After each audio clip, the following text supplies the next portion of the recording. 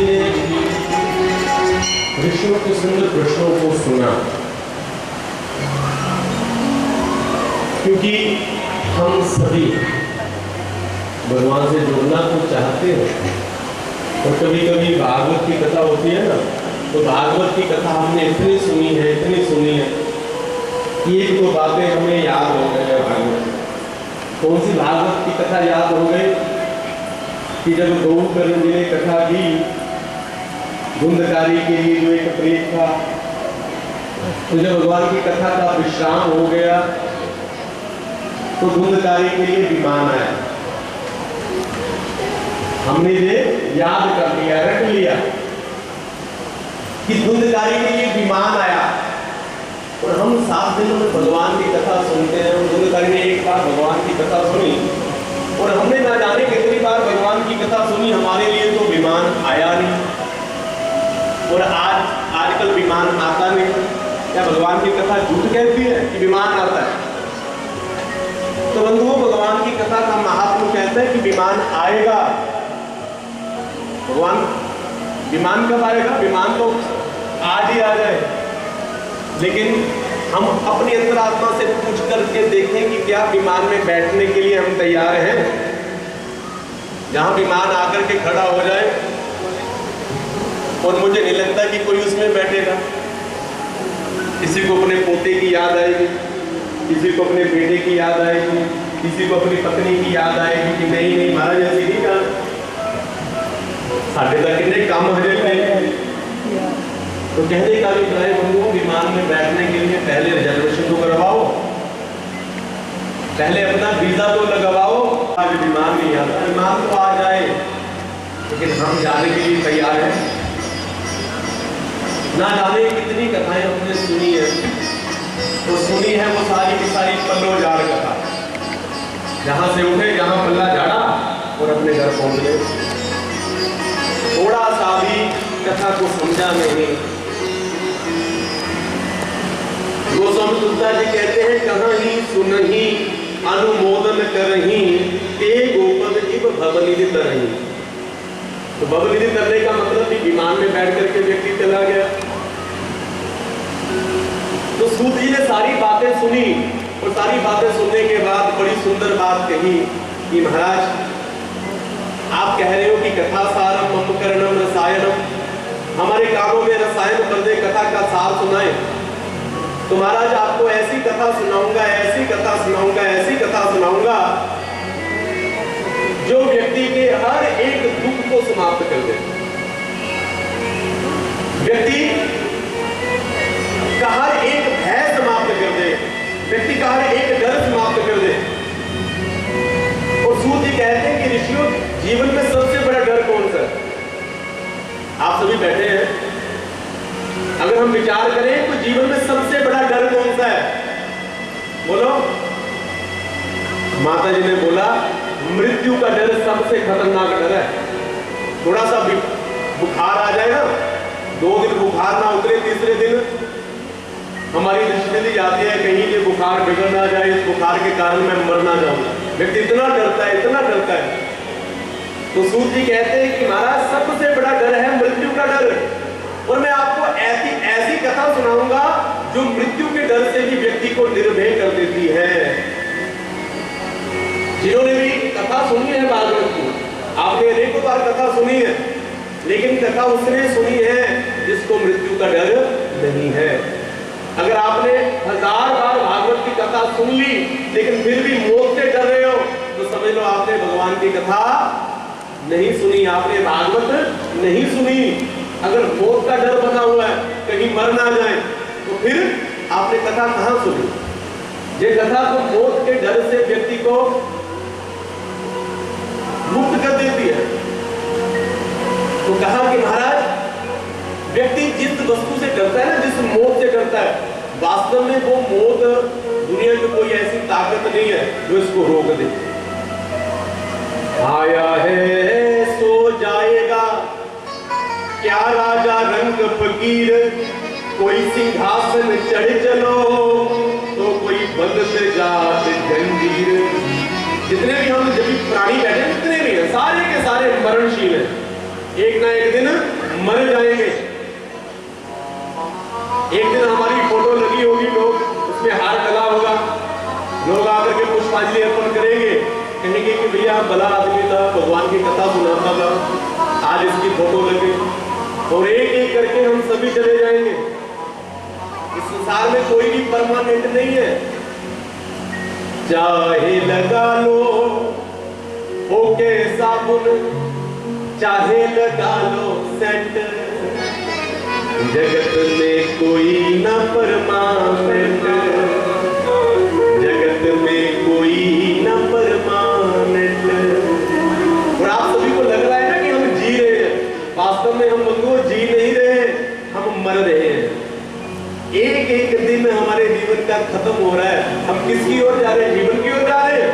हम सभी मृत्यु की ओर भाग रहे हैं, मृत्यु की ओर जा रहे हैं। और हम कहते हैं कि भैया जन्मदिन मनाते हैं। वो जन्मदिन नहीं है हमारे जीवन का, वो तो हमारे जीवन का एक साल कम हो गया। हमें थोड़ा शोक मनाना चाहिए, उसका थोड़ा दुख प्रकट करना चाहिए। प्रभु जीवन के 30 साल गुजर गए, 60 साल गुजर गए, अभी तक आपका भजन नहीं किया, अब तो कृपा कर दो महाराज, आपका भजन कर लूं। और मृत्यु की सबसे बड़ी विडंबना इस बात की है कि ये आयु देखती नहीं है। कभी कभी तो गर्भ में ही बालक मर जाता है, और कभी गर्भ से बाहर आकर के मर जाता है, कभी 1 वर्ष का होकर के मर जाता है, कभी 2 वर्ष का होकर के मर जाता है। अर्थात कि जीवन में ऐसे कोई भी संख्या नहीं है जिसमें व्यक्ति की मृत्यु नहीं होती।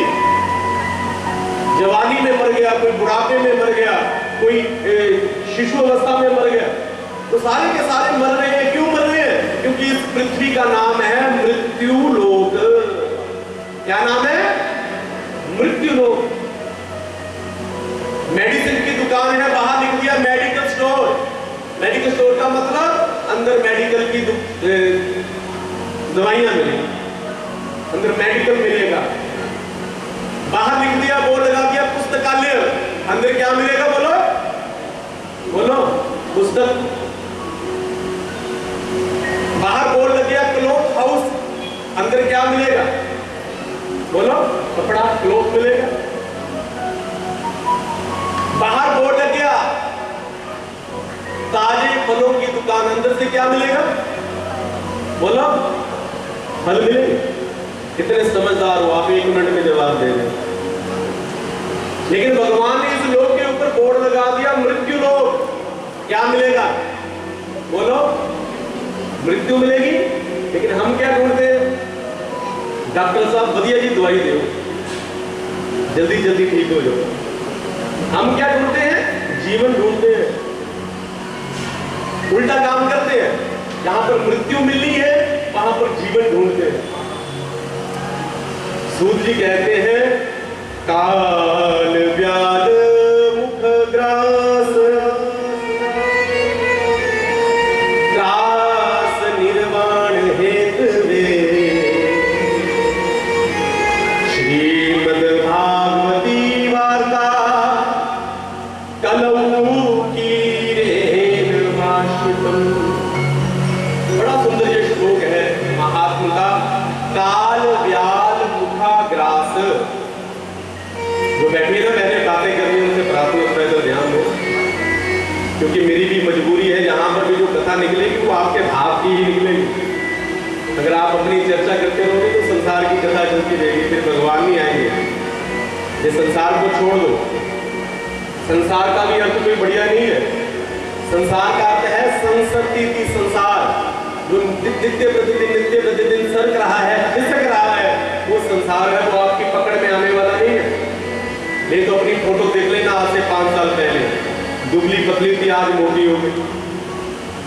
इसका मतलब दिन प्रतिदिन हम सरक रहे हैं। कोई व्यक्ति पहले तगड़ा था, लेकिन आज चिंता से इतना तिले जैसा हो गया। ये आपको क्या हो गया? हमारा चिंता ही हो गया।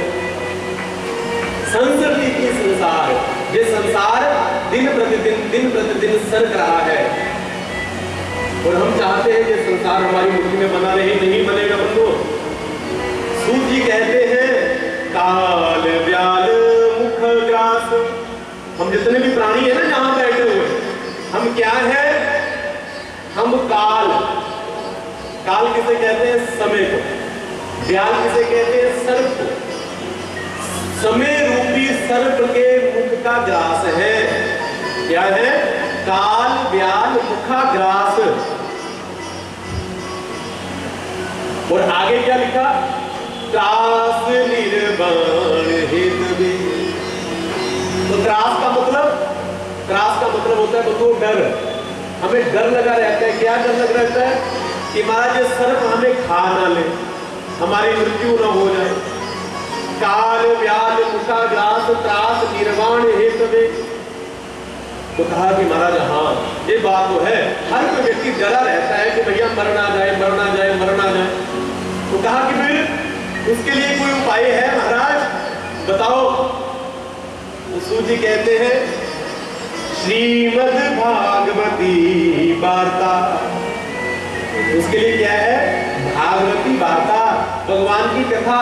कलौ कीरेण वाशितम, जो कलयुग के प्राणियों के लिए, इस मृत्यु तुल्य कष्ट को भोगने वाले प्राणियों के लिए एक श्रीमद् भागवती वार्ता सबसे उपयोगी है। क्योंकि ऋषियों ने तर्क देकर के, सूत जी ने तर्क देकर के बताया कि महाराज ये कथा साधारण नहीं है। महाराज आपको मैं एक प्रसंग सुनाता हूं कि राजा परीक्षित को 7 दिन में मरने का श्राप मिला। 7 दिन में मरने का श्राप मिला तो उन्होंने अन्न धन सब कुछ त्याग दिया, शुभ ताल पर जाकर के बैठ गए और वहां पर एक आसन बिछा लिया और कहा कि जो मुझे भगवान से जोड़ दे वो व्यक्ति सामने आ जाए। तो महाराज उनके सामने आकर के शुकदेव जी आकर के बैठ गए और शुकदेव जी ने उनको मृत्यु भय से निर्भय कर दिया।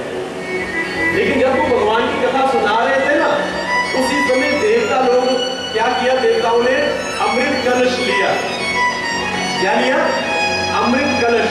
और लेकर के शुकदेव जी के पास आए और आकर के प्रार्थना की कि शुकदेव जी महाराज हम आए हैं, हमने सुना है कि राजा परीक्षित को 7 दिन में मरने का श्राप लगा। तो शुकदेव जी कहते हैं हाँ बिल्कुल सत्य सुनो, और हमने ये भी सुना है कि आप राजा परीक्षित को 7 दिन में श्रीमद् भागवत महापुराण की कथा सुनाने वाले हैं। तो कहा कि महाराज बिल्कुल सही सुना। तो कहा कि महाराज हम उनके लिए अमृत लेकर के आए। तो शुकदेव जी कहते बड़ी अच्छी बात है, हम चाहते हैं कि ये अमृत आप राजा परीक्षित को पिला दीजिए। तो शुकदेव जी फिर मुस्कुराए और कहा कि अच्छी बात है, पिला दो। कोई व्यक्ति मर रहा हो उसे अमृत मिल जाए तो उससे बड़ी बात ही और क्या है, पिला दो। तो देवता लोग थोड़े से संकोच किए और कहा कि महाराज ऐसा नहीं, अमृत तो दे देंगे लेकिन उसके लिए थोड़ा सा सौदा करना पड़ेगा। तो शुकदेव जी कहते हैं कैसा सौदा? तो कहा कि आप ऐसा कीजिए महाराज, ये जो अमृत कथा अमृत आप राजा परीक्षित को पिला रहे हो ना, आप ये कथा हमें दे दीजिए और हमारे पास जो अमृत है वो राजा परीक्षित को दे दीजिए। प्रेम जी जय श्री कृष्ण। शुकदेव जी को इतना क्रोध आया और डांट करके देवताओं को वहां से भगा दिया। अरे दुष्ट देवताओं, अरे मैं तो चाह रहा था कि तुम प्रसादी बनकर के आए हो राजा परीक्षित को अमृत पिलाने के लिए, एक दया की भावना से आए हो, लेकिन तुम तो सौदागर बनकर के आए हो। और सौदागर भी क्या, तुम तो महाठगिया बनकर के आए हो। सौदागर किसे कहा जाता है? जो जितने मूल्य की वस्तु है उतने मूल्य की वस्तु दूसरे व्यक्ति को उतना मूल्य लेकर के दे दे। लेकिन तुम क्या कर रहे हो? स्वर्ग का जो अमृत है उसकी तुलना भगवान की कथामृत से कर रहे हो। अरे कहाँ ये कांच का टुकड़ा तुम्हारा स्वर्ग का अमृत, वो कहाँ ये बहुमूल्य मणि, भगवान की जो पावन कथा जो है वो मणि के समान है। और आपका ये जो अमृत है ये एक मणि के समान, एक कांच के टुकड़े के समान, एक पत्थर के समान है। इसलिए इस कांच के टुकड़े का संबंध में जो है वो भगवान की कथा के साथ नहीं हो सकता। अब देखिए भगवान की कथा में इतना विशेष क्या है। स्वर्ग का अमृत किससे पिलाया जाता है?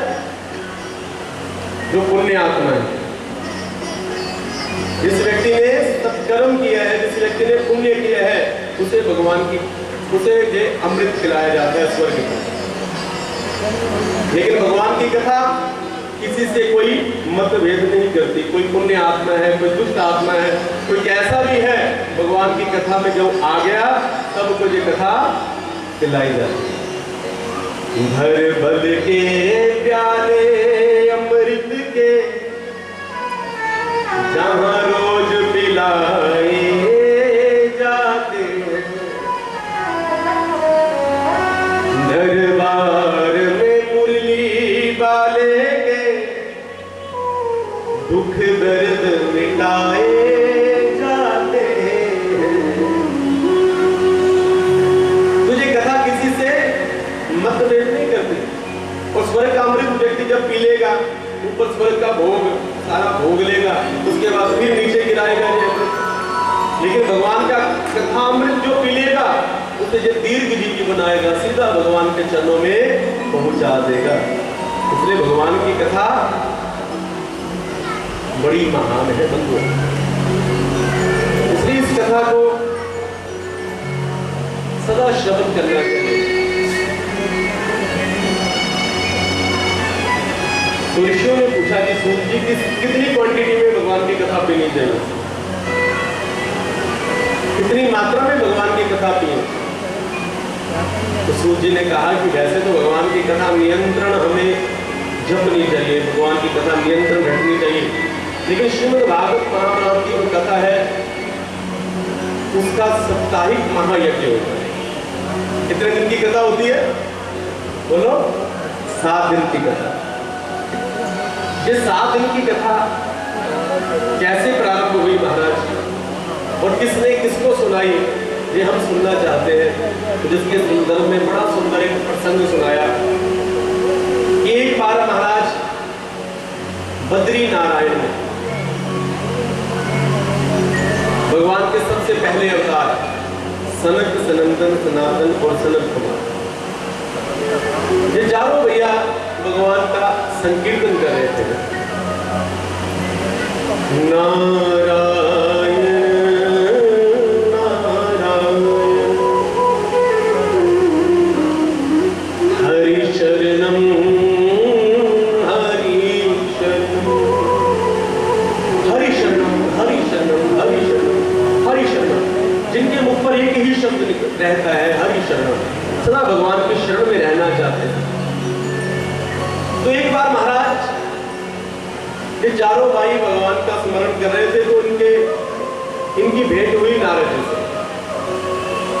जब नारद जी को इन्होंने देखा ना, तो नारद जी की जो मुखाकृति थी बहुत ज्यादा उदास थी।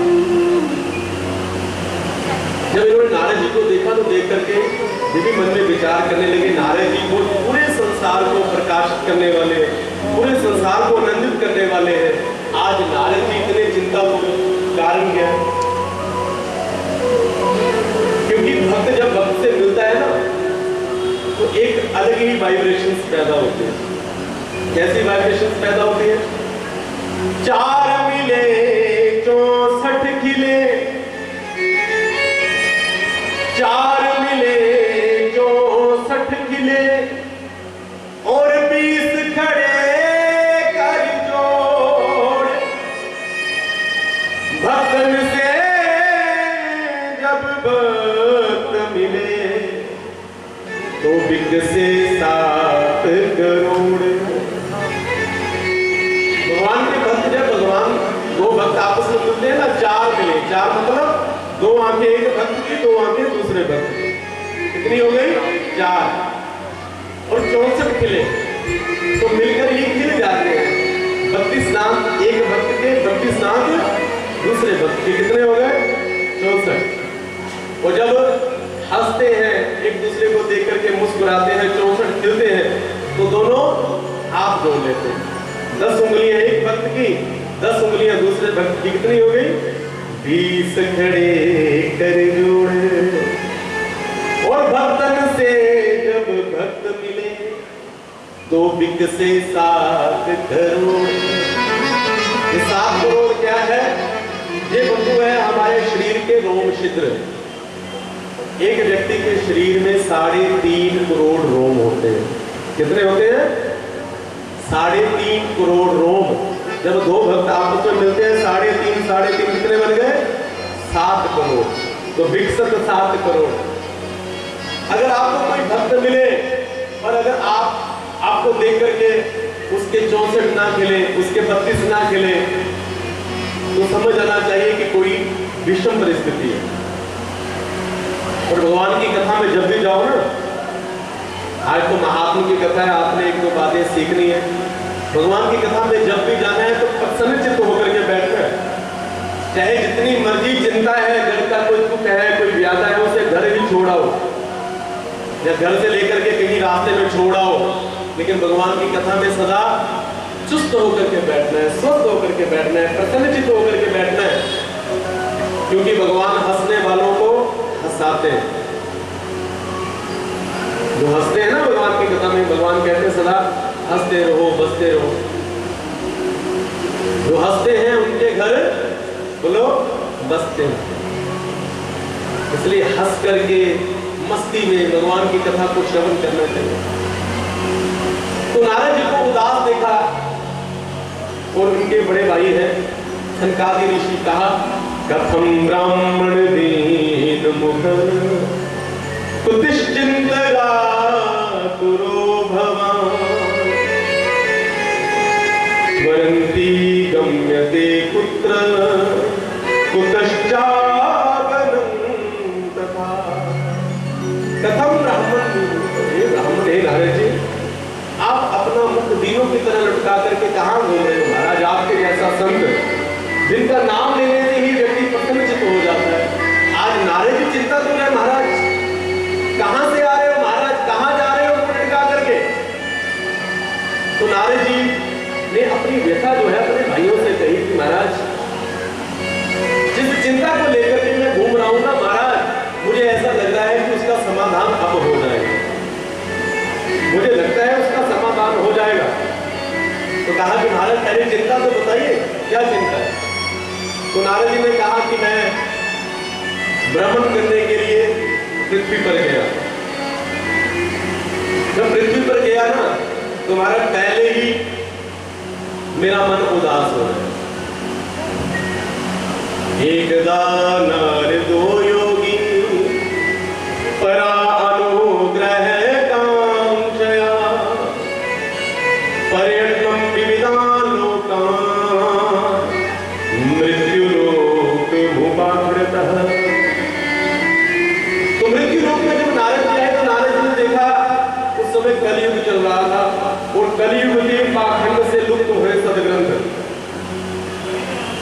नारद जी कथा में गए और कथा में जाकर के देखा कि लोग कथा कम सुन रहे हैं और बुहारे के साथ फोटो ज्यादा खिंचवा रहे हैं। लोग भगवान की कथा कम सुनने आते हैं, पिकनिक ज्यादा मनाने आए, अपने बच्चों की फोटो खींच रहे हैं, अपनी फुहारे के साथ फोटो खींच रहे हैं और वहां से ही बाहर जा रहे हैं।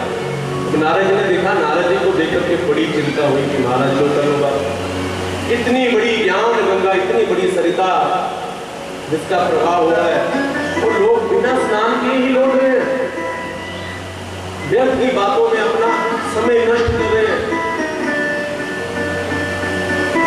लोग शोभा देख रहे हैं मंदिर की, लेकिन मंदिर में जो अंदर है जिसके कारण शोभा है उसको नमस्कार मात्र भी नहीं कर रहे।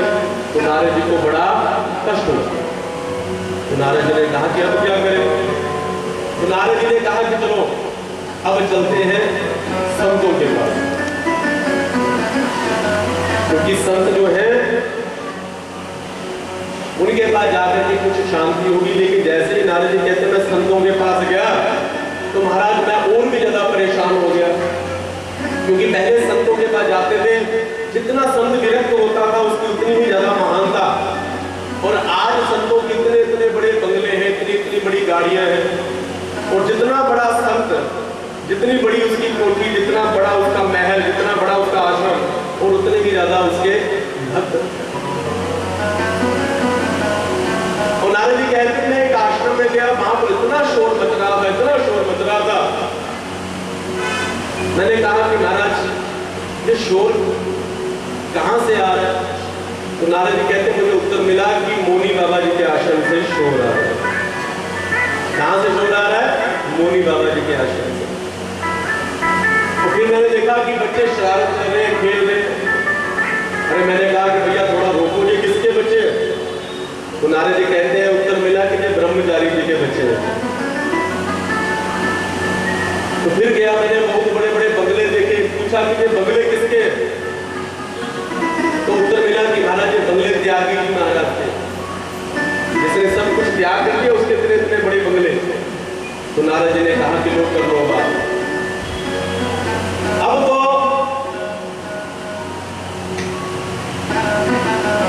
इस पृथ्वी को बचाने के लिए जो वृंदावन भगवान ने अपना घर बताया है, तो मुझे वृंदावन ही जाना पड़ेगा।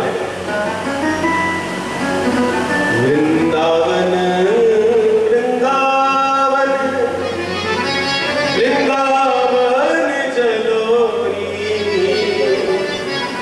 वृंदावन वृंदावन वृंदावन चलो।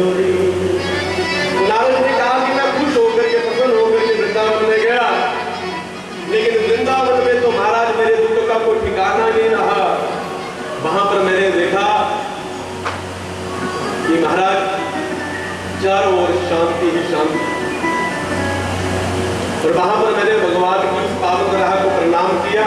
जैसे ही वहां से जाने लगा तो मैंने एक अचंभा देखा कि एक नवयुवती कन्या, जो युवा कन्या है, वो दो बूढ़ों के सामने बैठी, पास में बैठी है, उनको पंखा कर रही है, वो जोर जोर से पुचकारे भर रही है, रो रही है।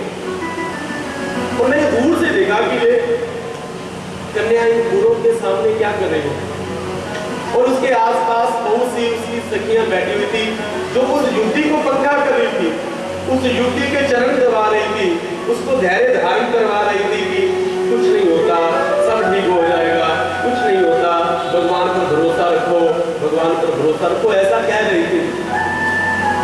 और मैंने मन में विचार किया कि जाकर के पता करूं क्या है। तो मैंने जाने से संकोच कर दिया।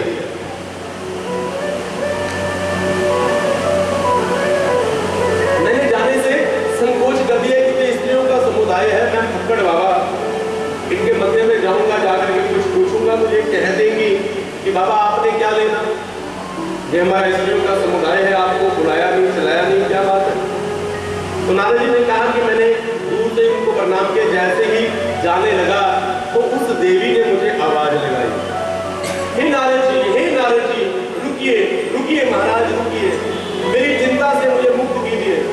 महाराज ऐसे कैसे आप जा सकते हैं? जब उस युवती ने मेरा नाम लेकर के मुझे पुकारा तो महाराज मुझे बड़ा आश्चर्य हुआ। मैं भागकर के उसके पास गया और जाकर के जो मेरे मन में उसके प्रति प्रश्न उठ रहे थे वो मैंने पूछे कि देवी आप कौन हो, ये बुढ़े कौन है, ये देवियां आपकी सेवा क्यों कर रही है, ये आपको क्यों धैर्य धारण करवा रही है। तो उस युवती ने मुझे अपना परिचय दिया, हम तो पृथ्वी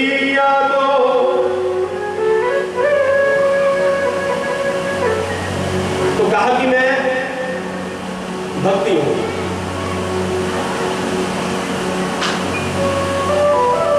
महाराज मैं भक्ति हूं, और भक्ति,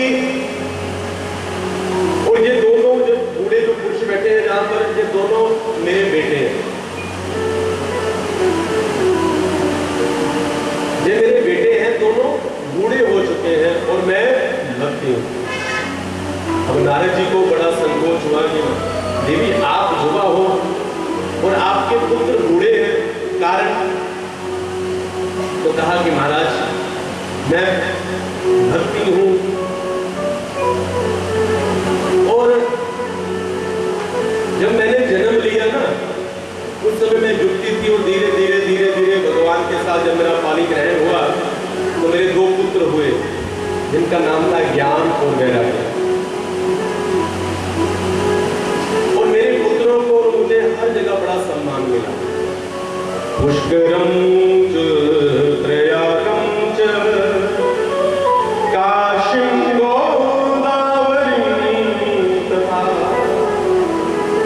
हरिक्षेत्रे कुरुक्षेत्रं श्रीरंगं सेतुबन्धनं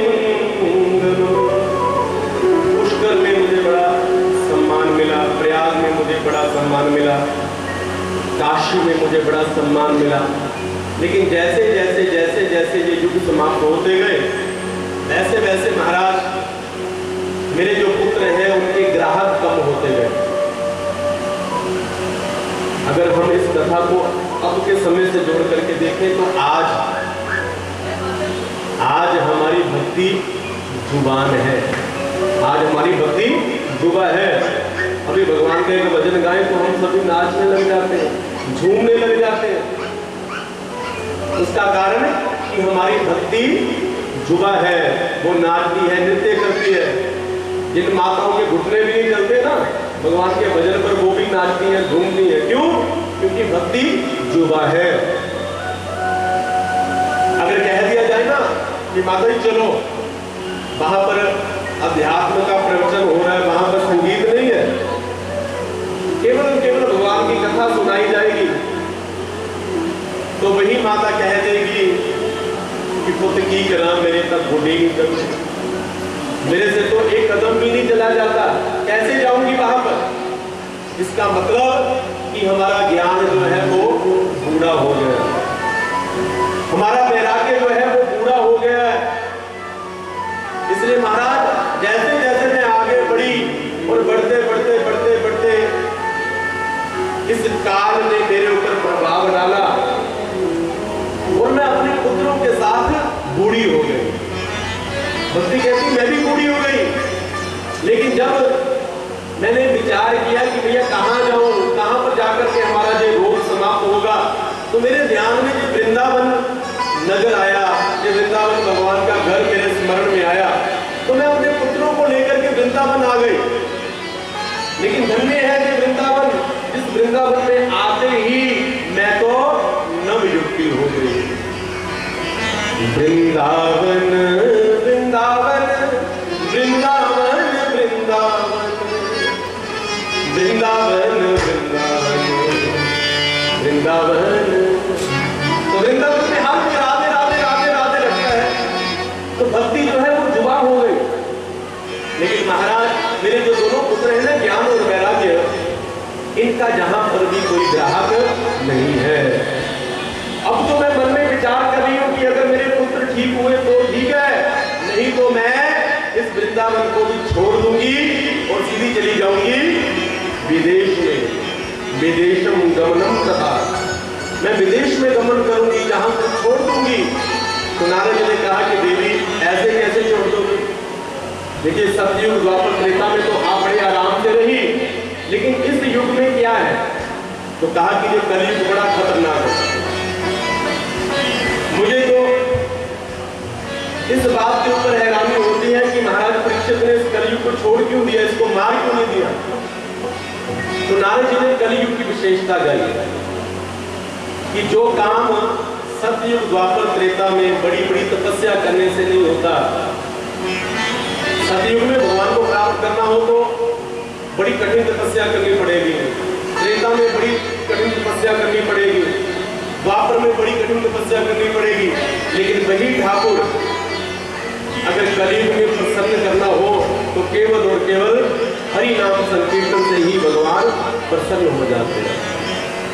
कलयुग केवल नाम आधारा, सुमर सुमर नर उतरहि पारा। कलयुग केवल नाम आधारा, सुमर सुमर नर। कलयुग केवल नाम आधारा, सुमर सुमर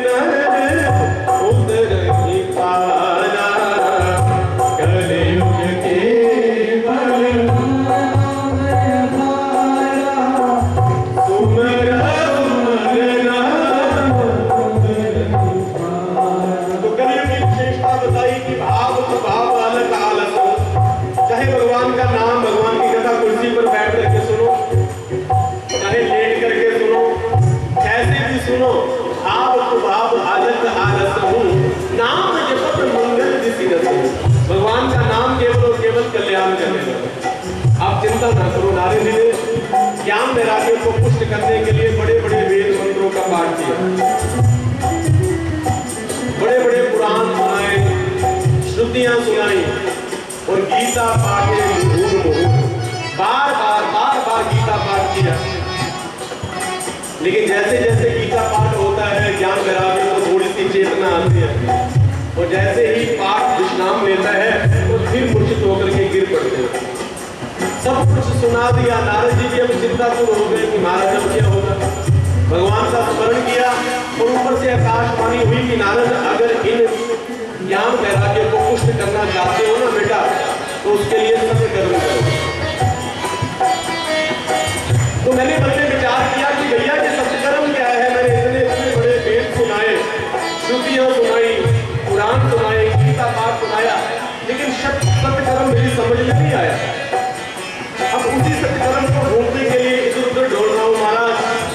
और आप चारों भैया का मुझे दर्शन हो गया और मुझे पूर्ण विश्वास है कि अब मुझे आप ही बताओगे कि ये सत्कर्म क्या है। शौनकादि ऋषि मुस्कुराए और कहा कि महाराज बगल में शोरा और शहर में डंडोरा, कि महाराज ये सत्कर्म और कोई नहीं है, ये सत्कर्म वही है जिसका ज्ञान आपने वेदा व्यास जी को दिया है 4 श्लोकों में श्रीमद् भागवत कथा। जिसका ज्ञान आपने वेदा व्यास जी को दिया, आपने अपने पिता ब्रह्मा जी से लिया, ब्रह्मा जी को भगवान नारायण ने दिया, वही श्रीमद् भागवत महापुराण सत्कर्म है। अगर आप ज्ञान और वैराग्य को पुष्ट करना चाहते हो तो उसके लिए जिस सप्ताह महायज्ञ करवाइए। तो नारद जी ने कहा कि महाराज भागवत से क्या होगा, क्योंकि मैंने वेद सुनाए, मैंने पुराण सुनाए और भागवत तो सभी पुराणों का सार है। तो सनिकादियों ने कहा कि महाराज जो काम सार कर सकता है ना वो काम वेद नहीं कर सकते, वो पुराण नहीं कर सकते। जैसे कि घी किसका सार है, दूध का। अब जो काम घी कर सकता है वो दूध नहीं कर सकता। आप पूरी बना रहे हो, पूरी बनाते बनाते घी समाप्त हो गया और आपकी आधी पूरी अभी रहती है। आप मन में विचार करो कि भैया घी समाप्त हो गया, अब ऐसा करते हैं आधी पूरी जो रह गई है वो दूध में निकाल लेते हैं। तो बताओ कि दूध में से पूरी निकलेगी, नहीं निकल पाएगी। आम का जो फल होता है बड़ा स्वादिष्ट होता है। आम का जो फल है वो आम के वृक्ष का सार है। व्यक्ति ने आम खाया बड़ा स्वादिष्ट, मारे इतना स्वाद आम आज तक हमने नहीं खाया। ये कौन से पेड़ का आम है, तो वो सामने पेड़ लगा है वहां से मैं तोड़ करके लाया। व्यक्ति मन में विचार करे कि महाराज अगर आम इतना स्वाद है तो वृक्ष कितना स्वादिष्ट होगा। व्यक्ति जाए उस वृक्ष की एक डाली तोड़ करके अपने दांत में उसे खाने का प्रयत्न करे, दांत टूट जाएगा लेकिन स्वाद नहीं आएगा। इसलिए महाराज जो काम भागवत महापुराण कर सकती है ना वो काम और कोई वेद पुराण नहीं कर सकता। तो इसलिए कहा कि महाराज अब आप ही इस कथा की व्यवस्था कीजिए, कहाँ होगी कथा। तो कहा कि महाराज ऐसा है, हम हैं बद्री नारायण में। बद्री नारायण कहाँ है, हरिद्वार से ऊपर। अब देखिए व्यवस्था कैसे बनती है भगवान की कथा की। बद्री नारायण कहाँ है, हरिद्वार से ऊपर। बद्री कहाँ है, वृंदावन में। अगर बद्री नारायण से वृंदावन जाना हो तो बहुत समय लगेगा। तो कहा कि महाराज ऐसा है, अगर हम जहां से वृंदावन जाएं तो भी उतना समय लगेगा, अगर भक्ति ज्ञान वैराग्य जहां आए तो भी उतना समय लगेगा। हमें तो भैया समय कम करना है, जल्दी जल्दी दवाई खानी है। तो बीच का रास्ता क्या है, हम थोड़ा ऊपर से नीचे उतरते हैं, वो थोड़ा नीचे से ऊपर की ओर आए। बीच में एक स्थान है, इस स्थान का नाम है हरिद्वार। बोली गंगा मैया की, गंगा मैया प्यारी, गंगा मैया, गंगा मैया प्यारी, गंगा मैया, गंगा मैया प्यारी, गंगा मैया, गंगा मैया प्यारी, गंगा मैया। तो कहा कि महाराज बीच में स्थान है हरिद्वार, वहां पर भगवान की कथा करते हैं। अब चारों भैया वक्ता बन गए। नारद जी ने सभी से कह दिया जाओ, सभी को निमंत्रण दे दिया कि हरिद्वार में आनंद नाम के तट पर श्रीमद् भागवत महापुराण की कथा हो रही है।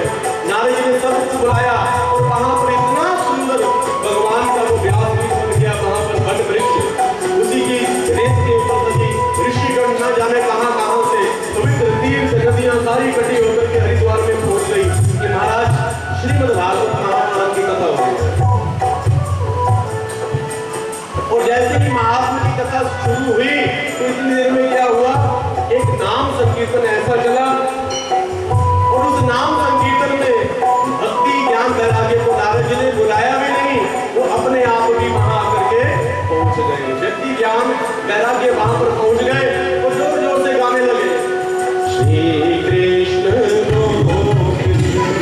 हरि मुरारे हे नाथ नारायण वासुदेव, श्री कृष्ण गोविंद हरि मुरारे हे नाथ नारायण वासुदेव, श्री कृष्ण गोविंद हरि मुरारे हे नाथ नारायण वासुदेव, श्री कृष्ण गोविंद हरि मुरारे हे नाथ नारायण वासुदेव।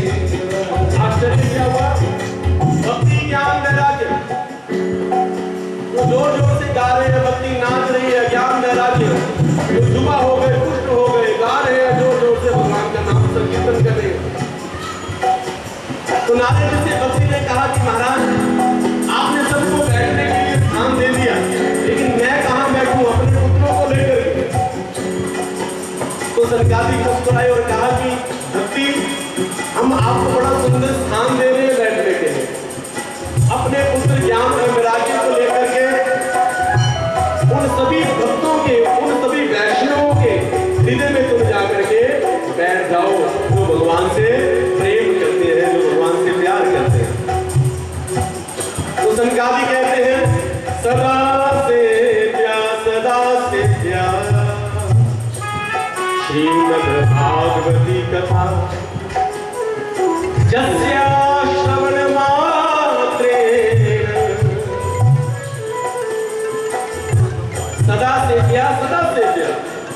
सेवन करो किसका, श्रीमद् भागवती कथा। इसे हर वक्त रखते रहो, जिसका श्रवण करने से, जस्य श्रवण मात्रेण, केवल श्रवण करने मात्र से हरि चित्तम क्षमाश्रय, जो हरि भगवान है ना, व्यक्ति के हृदय में आकर के समाश्रित हो जाता है, चिपक जाता है। जब भी हम मन में विचार करें ना कि गौशाला में भगवान की कथा हो रही है, केवल विचार ही करें, हम सुनने जाएंगे, उनको उतने समय में ना जाने कहां से वो ठाकुर आकर के आपके हृदय में आकर के विराजमान हो जाए। और जो समय निर्धारित किया गया वो समय अभी 2 बजने वाले हैं और आगे महात्मा का बहुत सुंदर प्रसंग है, बहुकर्णोपाख्यान कुंभकारी की कथा, तो थोड़ी कल श्रवण करके आगे की ओर जाएंगे। लेकिन आइए अब भगवान की कथा को यही विश्राम देते हैं और मीठी मीठी ताली के साथ भगवान से प्रार्थना करें। एक तेरा प्यार मैनू मिल जावे, मैं दुनिया को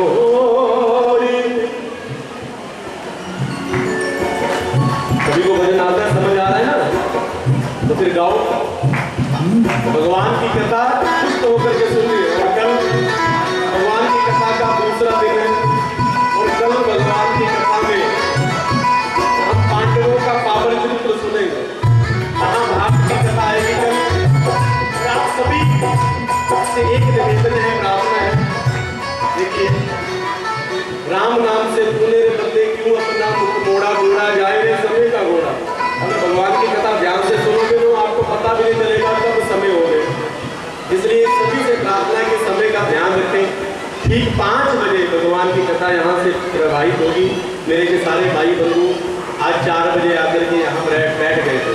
4:30 बजे यहाँ से कथा प्रारंभ हो जाती है और आप अभी 4:30 बजे यहाँ आए। 5 बजे कथा मैं यहाँ से भगवान की कथा गाने का प्रयत्न करूँगा। अगर आप सभी आ गए, अगर भगवान से प्रेम करते हैं, इस कथा का जो पुण्य है गौ मैया को देना चाहते हैं, तो सभी से प्रार्थना करते हैं, समय के अनुसार आएंगे।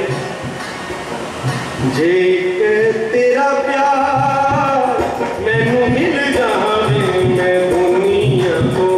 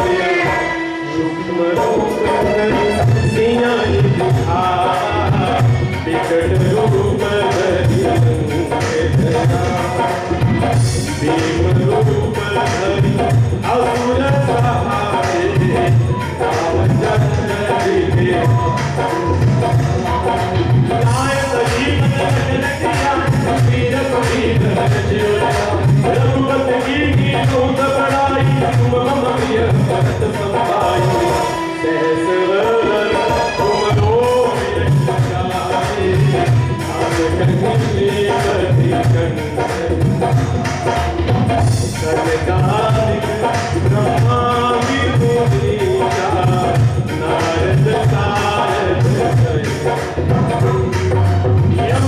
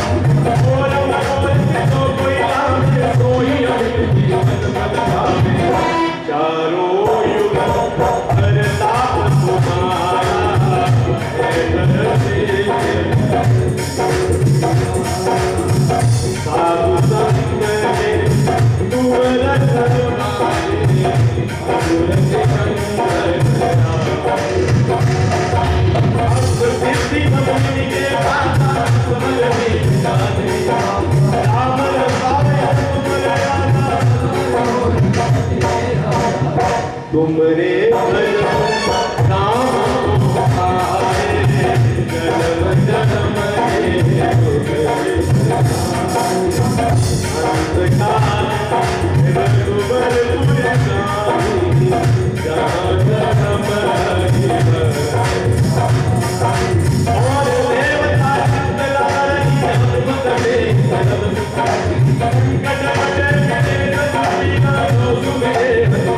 Thank you.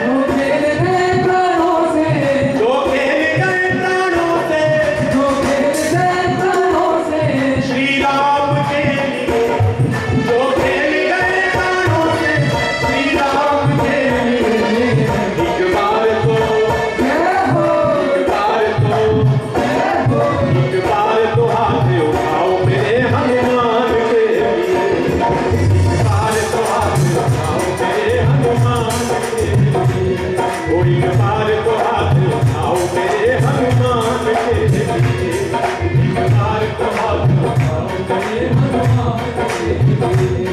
सागर को लांग कर इसने सीता का पता लगाया, सागर को लांग कर इसने सीता का पता लगाया। श्री राम नाम का डंका लंका में बजा कर आया, श्री राम नाम का डंका लंका में बजा कर आया। कहते ना माँ का दूध पिया है, अगर गौ मैया का दूध पिया है, माता अंजलि की ऐसी, माता अंजलि की ऐसी संतान के लिए एक बार तो, एक बार तो, एक बार तो हाथ उठाओ मेरे हनुमान के लिए, एक बार तो हाथ उठाओ मेरे हनुमान के लिए।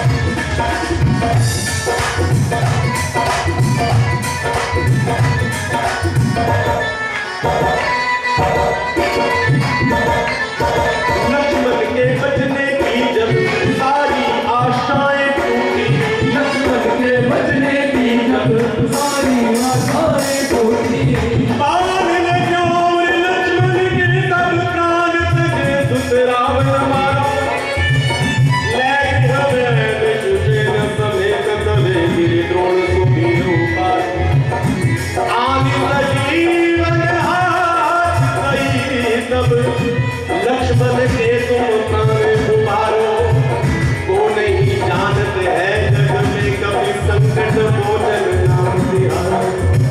अगर लक्ष्मण जी के प्राणों की रक्षा कर सकते हैं हनुमान, लंका लांग करके मां सीता का पता लगा सकते हैं, तो क्या गौ मैया के ऊपर आई हुई रास्ता को हनुमान जी ठीक नहीं कर सकते? बताओ, कर सकते हैं?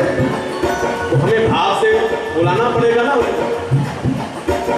लक्ष्मण के बचने की जब सारी आशाएं टूटी, लक्ष्मण के बचने की जब सारी आशाएं टूटी, ये पवन वेग से जाकर ले आए संजीवन बूटी, ये पवन वेग से जाकर ले आए संजीवन बूटी।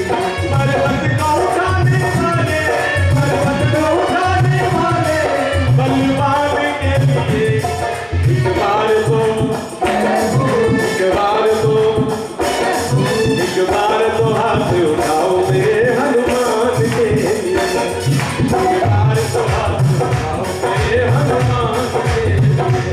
बोलो राम, बोलो राम, बोलो राम, बोलो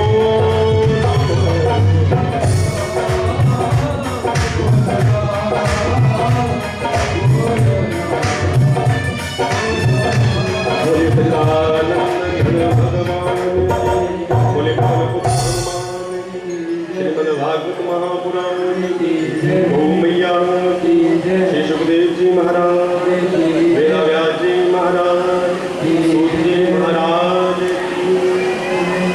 श्री राधे श्री राधे। भगवान के बिहारी लाल की, जुगल जोड़ी सरकार की, बोले गौ माता की, श्रीमद् भागवत महापुराण की, व्यास भगवान की, जय जय श्री राधे। कल युग केवल नाम उधारा, सिमर सिमरन पार उतारा। कल युग में यहाँ इतने अवगुण हैं, भगवान ने गुण भी दिया है। सतयुग में, द्वापर में, त्रेता में हजारों वर्षों की तपस्या से कभी कभी भगवान की प्राप्ति नहीं है, लेकिन कल युग में अगर घड़ी दो घड़ी में हरि नाम का संकीर्तन सच्चे मन से करते हैं तो हमें प्रभु की प्राप्ति हो जाती है। और दूसरी जो बात आज मैंने बताई है हमारे व्यासी ने, कि दैवक देहिक भौतिक तापा, ये तीनों ताप क्या हैं? ये हमारे कर्म हैं। जैसे जैसे हम कर्म करते हैं वैसा ही फल हमें भोगना पड़ता है, वैसी वैसी आदि व्याधियाँ हमारे ऊपर आती हैं। अच्छे कर्म करोगे तो अच्छा मिलेगा, बुरे कर्म करोगे तो बुरा मिलेगा। आज प्रथम दिवस की कथा का विश्राम हुआ और कल को हम द्वितीय दिवस की कथा में प्रवेश कर रहे हैं। जो जितना भी योजन है श्रीमद् भागवत कथा का राधाष्टमी के उपलक्ष्य में, आप सबको मालूम है कि हम सब गौ माता के लिए ही ये कार्य करते हैं। जितने भी कार्यक्रम इस मंदिर के प्रांगण में होते हैं, आप सबके सहयोग से और मेरे बाप के बिहार की कृपा से वो सब गौ माता के निमित्त किए जाते हैं। जैसा कि व्यास जी ने बताया कि आज गौ माता पर बहुत बड़ी त्रस्ती आई है। जैसे पिछले 2 सालों से हम लोग कोरोना महामारी को झेल रहे थे हम इंसान, लेकिन इस बार गौ माता ने हमारी रक्षा की, अपने ऊपर वो कष्ट ले लिया। आज जो लंपी स्किन की जो बीमारी आई है उसके कारण बहुत सी गौ माता बीमार हुई हैं, क्योंकि गौ माता ने इंसान का कष्ट अपने ऊपर ले लिया। तो हमारे परम पूज्य परमादेव स्वामी कृष्णनाथ जी महाराज बीने वालों का उद्देश्य है कि गौ माता के लिए जितने भी हो, जितने अधिक से अधिक हम हनुमान चालीसा जी के पाठ कर सकें वो हमने करने हैं। 1.25 लाख पाठ का हमने संकल्प लिया है और बहुत से लोग हमारे साथ जुड़े हैं ग्रुप के साथ। कोई 2 करता है, कोई 4, कोई 5, कोई 10, कोई 11, जितनी भी जिसकी समर्था है, जितना इसको समय मिलता है, चलते फिरते उठते बैठते सोते जगते अधिक से अधिक हनुमान चालीसा जी का पाठ करें, क्योंकि वही प्रत्यक्ष देव हैं आज कल युग में जो हमारे संकट को दूर करते हैं। संकट कटे मिटे सब पीड़ा, जो सिमरे हनुमत बलवीरा।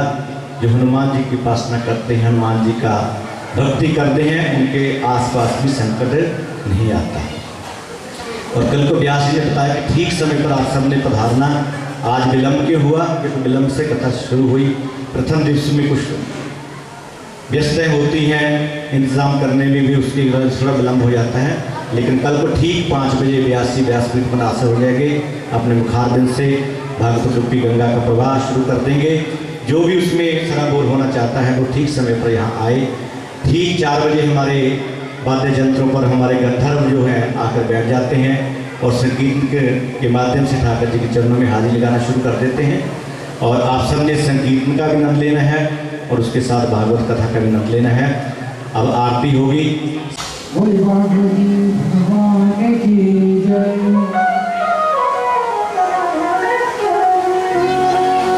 श्री भागवत भगवान की है आरती, पापियों को पाप से है तारती।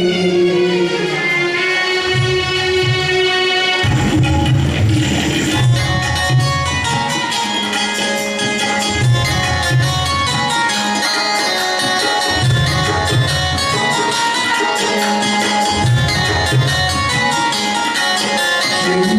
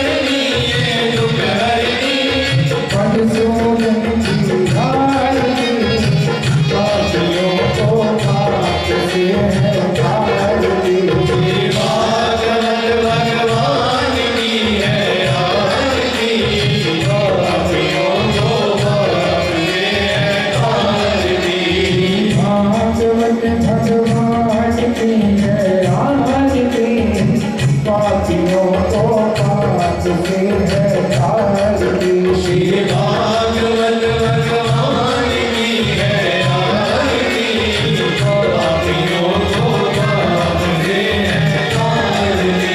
ये मरने बोल जगपत बोल सन्मार्ग दिखाने वाला, जिंदगी को बनाने वाला। ये मदन बोल जगवंत बोल सन्मार्ग बताने वाला, बिगड़ी को बनाने वाला। ये मरने बोल जगपत बोल सन्मार्ग दिखाने वाला, जिंदगी को बनाने वाला। ये मदन बोल जगवंत बोल सन्मार्ग बताने वाला, बिगड़ी को बनाने वाला। श्री राम यही घनश्याम यही, श्री राम यही घनश्याम यही, श्री राम यही घनश्याम यही। श्री राम यही घनश्याम यही। प्रभु महिमा की आरती, पापियों को पाप से है तारती। भागवत भगवान की है आरती, पापियों को पाप से है तारती। भागवत भगवान की है आरती, पापियों को पाप से है तारती। श्री भागवत भगवान की है आरती, पापियों को पाप से है तारती।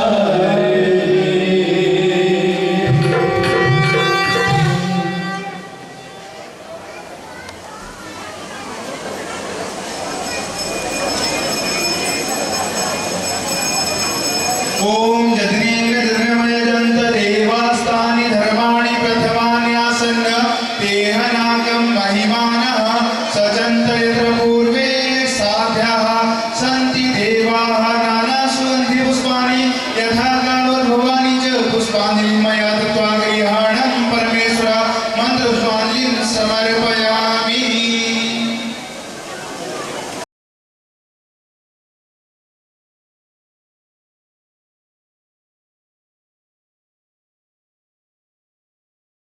बंधुओं, अगर अभी तक आपने हमारे चैनल भक्ति रस लाइव को सब्सक्राइब नहीं किया तो कृपया सर्वप्रथम आप हमारे चैनल को सब्सक्राइब कीजिए, क्योंकि इस चैनल के माध्यम से आप अध्यात्म से जुड़ते हैं, आप भगवान से जुड़ते हैं। नए नए भजन इस चैनल के माध्यम से आप श्रवण करते हैं और माता रानी के जागरण इस चैनल के माध्यम से आप घर बैठे देखते हैं और बहुत से ज्ञान के भंडार इस चैनल के माध्यम से आपको प्राप्त होते हैं। तो कृपया इस चैनल को सब्सक्राइब करें, बेल का चिन्ह दबाएं, ताकि हमारे द्वारा दी गई प्रत्येक जानकारी आप तक सहजता से प्राप्त हो सके। जय श्री कृष्णा, जय श्री राधे, जय श्री कृष्णा, जय श्री राधे।